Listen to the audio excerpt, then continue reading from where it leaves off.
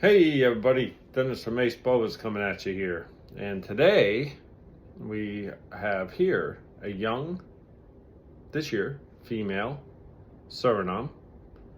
Unfortunately, she's already counted for. She's just waiting for some warm weather to get out of here. But anyhow, she's a looker. But mainly for today, what we're going to cover has something to do finally with what I have in my hand, although this is a little older than what we're going to cover today. And it's funny because I was planning on a subject to cover, and I had gotten a communication that a person had asked me to please discuss about babies that they could find very little and what they do. So that's what I'm going to attempt to do without having an actual litter, which I'll be able to go up to in just a few months and do it live again. We'll cover it live, exactly what I do step by step by step, and how I take care of the babies. But if I could do it by explanation only, which I'm going to try to do here, I'll try to cover as much as I can and hopefully it helps someone out. So the day has come where you go upstairs or downstairs or wherever it is. I have upstairs and downstairs. That's what I'm saying. Upstairs that's where I have my seasons. So that's where I keep my adult boas mainly, in those two rooms. But so anyhow, you go upstairs and hopefully open up one of your cages or open up that door and have that smell of baby goo. And good things are coming in one of those cages. So you look over, you see that cage. You'll usually see it all fogged, and you know what's behind that fog. The best feeling in the world, babies and goo. And the question is, what do we do from that point? Well, I'm going to tell you a few ways.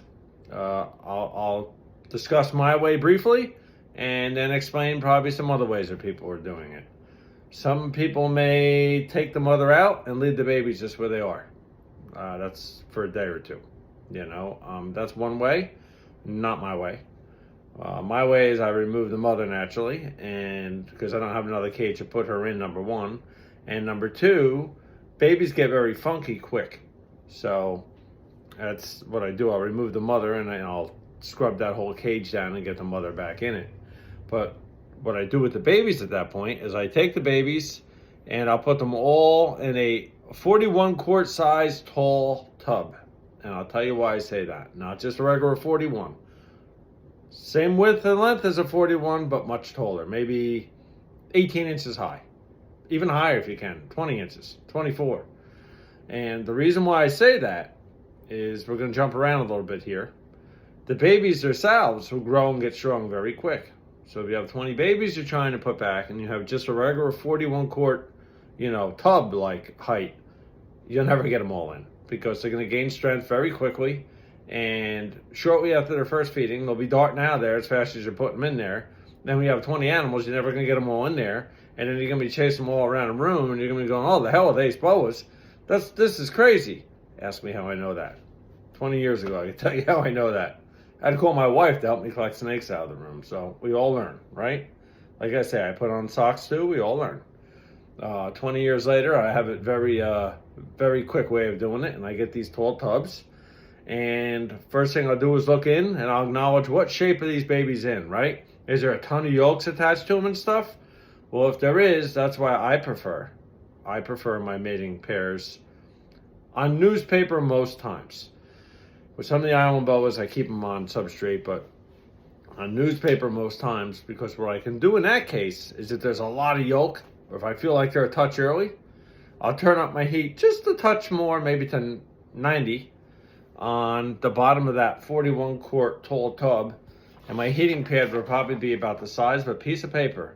The rest of that tub, no heat on at all, because what you want is you want that gradient, especially if you're going to go up to 90, because if you don't have that gradient and some airflow up top, meaning some holes in it, you're going to have you could possibly cook your babies too. So I don't want to, at 90 you shouldn't cook them, but I just like to make sure, babies are going to know what they need just as much as parents to get on and off that heat.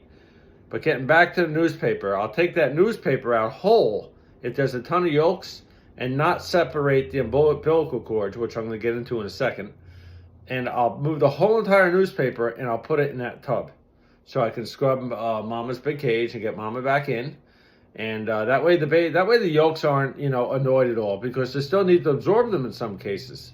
Where if you have healthy babies, most of the yolks will be gone.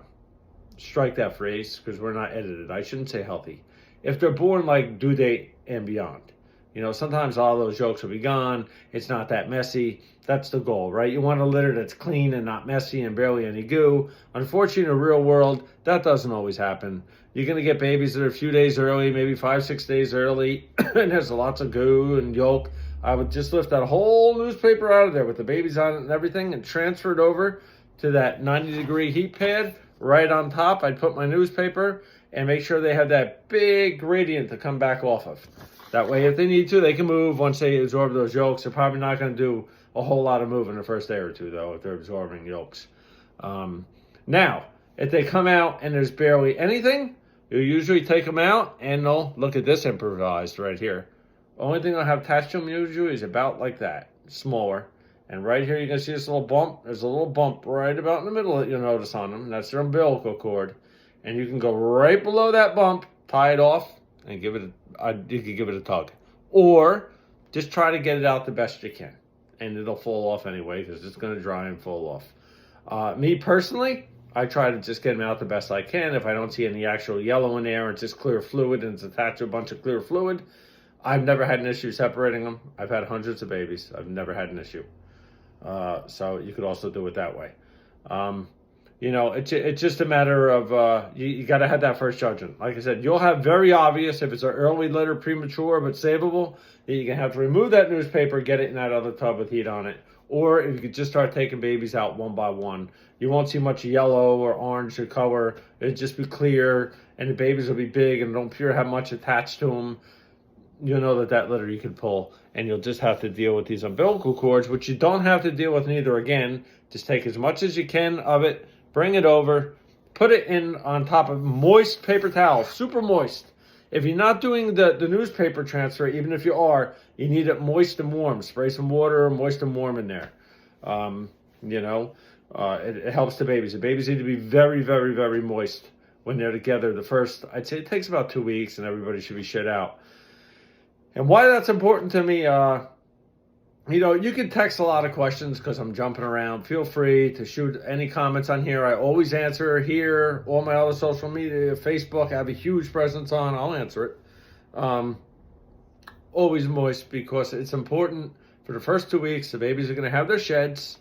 And I believe in having all the babies together. Never in separate boxes in the beginning. Again, can it be done? Yes. Do I do it that way? Absolutely not. Why? I feel that the babies, they get their personalities by being with each other. And I find when they're with each other, those precious first 2 weeks, kept in a human environment until their first shed, it builds their personality. It makes them more aggressive their first feeding. No joke. You can even put maybe a little sprinkle moss in the cage a little bit. I find that odor helps them too when they're all together. It kind of brings out that instinct in them to feed after they do have that first shed during your first feeding. And I feed the first time. For me personally, that first feeding, once they're in their separate shoe boxes, about 2 weeks after that shed, I use frozen thawed right from the start. And I'd say 60% will take first feeding. Second feeding, about 7 days later, again, frozen thawed. By then, I usually have them all started. If I don't, you might have that one that's going to hold out that you have to start on a mouse hopper. And when I say frozen thawed, for me, it's rat pink, usually. Could be mouse hoppers, too, but I do start on frozen thawed is the point. It's just, it's an awesome process. And those baby shoebox tubs, I have heated at 88, 89. Again, they can move off it even in the shoebox. They have a water bowl on the front. At that point, they need water bowl. I always have a water bowl in a baby cage from day one. A lot of people ask that, and that's a good question. Hey, being they're still absorbing yolks, do I need a water bowl in there? Well, I would. Number one, it raises humidity, even though you're going to spray the heck out of it. Number two is, why not? It can't hurt. A shallow one. You don't need a giant water bowl. I'm talking I'm going to grab my wife's candle holder here. A little tiny dish like that, maybe even shallower, round dish, porcelain dish that you could clean real easily. It's going to get funky in there. And the baby, if you use the paper towels, it's probably going to need to be changed twice if we were born early in the morning, by that evening already. And the next day twice. And the day after that twice. You'll see all these umbilical cords dry up and disappear. And when you see that all start to disappear, then you can start changing a little less. Again, if you're bringing it over on newspaper, you can't really change until you see all the yolks absorb, which should be a few days at most. It shouldn't take much more than that unless they're way premature, and then you may have other issues, period. But I do find that interrupting them if they're premature and lifting them out one by one, your percentage from what I've been told, because I've never done it that way, is not going to be high in survival. The way I've done it, I've never lost one that way. I've had premature babies that die because they're just way premature and didn't have no chance or kinked or whatever it may be. But I never lost one by just moving a newspaper because of a yolk. So far, knock on wood. So with that, we're getting a little long-winded here. I hope I answered most of your questions. If you do have any other questions, feel free. All comments I answer. There is no dumb question. Not for me. I'm never going to be the guy to look at you and say, oh, that's a dumb question. That's a stupid question. I had the same questions 22 years ago, 20 years ago. Same questions, so it's not dumb. Ask it. Lastly, please like and subscribe to the channel. It supports the channel. It'll help me keep going. I'll never be fancy. I don't look to get fancy. I'll never be raw and organic. I'll always be raw and organic. There goes another mistake in the video that's staying there. And one more thing. After they shed, that is when I sex them. I do have another video on sexing. If you watch the videos, that's when I'll take my thumb and sex them.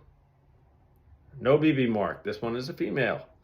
And I sex them 3 times during their cleanings and feedings and stuff just to make sure before they go out so there's no mistakes. With that, I thank you all for watching. Another video soon. Maybe this time I'll come up with my idea before somebody beats you to the punch. That was crazy. Somebody asked a question I had planned for my next video. Anyhow, thank you so much. I appreciate you. Ace Boas, over and out.